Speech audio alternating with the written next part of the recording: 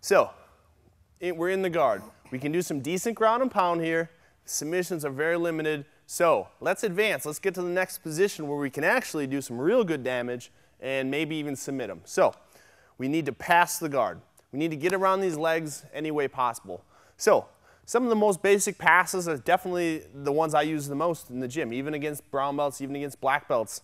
I need to use these basic passes, and they're very simple. So we've already got good posture. We've already broken the guard open. Maybe we're even on our feet and we're coming into the guard. So first thing I'm going to do is, I had just broken the guard open. I'm going to bring one leg up just like that. Now notice, my butt is still down. I'm actually still in very good posture. I'm not up here like that. Now I'm not very good balance. I'm nice and low, still nice and wide. So I bring this shin up, just kind of like the foot lock we just did. It's a wall. If he wants to sit up into me, it's in the way. If he wants to reclose his guard, he can't do it. I have like a wedge jammed in there. Now, from here, I can still land some ground and pound, kind of keep him thinking, but what I'm going to look to do is come double under hooks, just like that. Now, we all should know this by now, but if I only do one at a time, I'm in the slight danger of a triangle. If I only come under one, triangle choke comes. We'll learn that later. So when I do this, I'm definitely, remember our Tyrannosaurus Rex arms. We're in nice and tight, fighting from here. Swim, same time, in. My shin was in there, blocking them. Coming under, same time. Now, as they come under and clear, I'm going to clasp my hands in front of me just like this. Now notice where I am before I even do anything.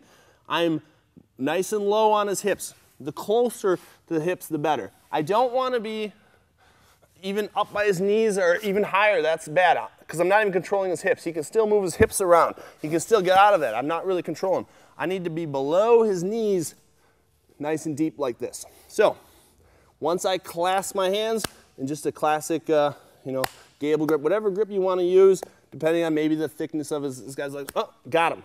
Now, I'm going to bring my leg down and pull him up just a little bit.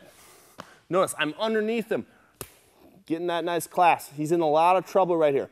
Now, before I even try to pass, I'm not going to, once I'm here, I don't just throw his legs. That might work if you're really strong and he's not very good, but in jiu-jitsu, we want to use less muscle, more brains. So, got him in here nice and tight, pull him up. I'm going to drive his knee into his nose. That's actually how I teach it. The more uncomfortable, the better.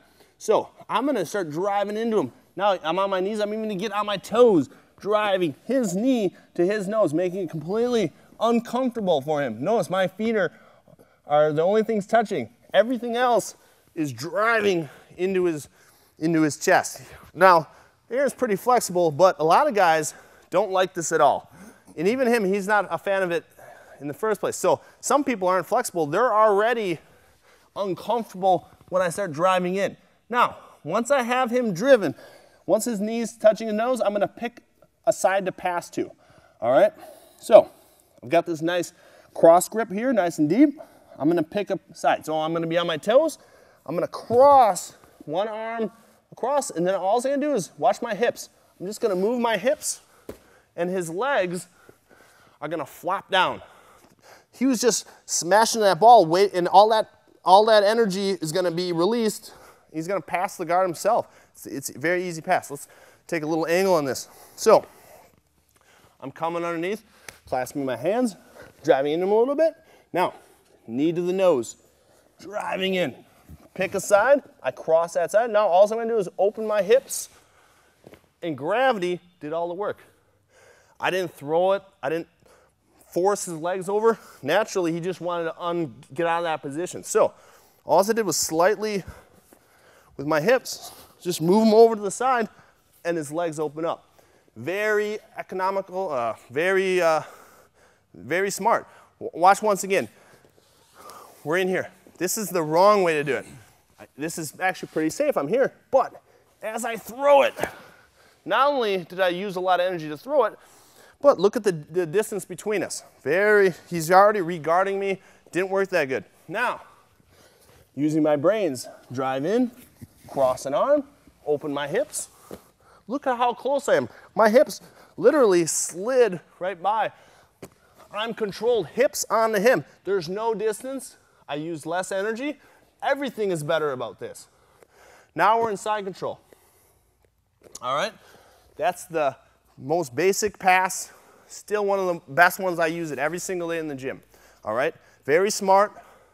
And like I said, I don't get tired. He's the one he almost does all the work for me. He wants the guard to be, pass to be over with. His knees touching his nose, he's smashed in there. When I let it go, he's actually free. So he'll actually help it. If he's really unflexible, one last time, he might even, as I'm driving in, he might start even giving me a direction because he doesn't like it. Oh, he did all the work for me. So I'm in side control. In jiu-jitsu, that's a 3-point pass. In fighting, I'm in side control. I can do some more damage. And we'll go over side control next.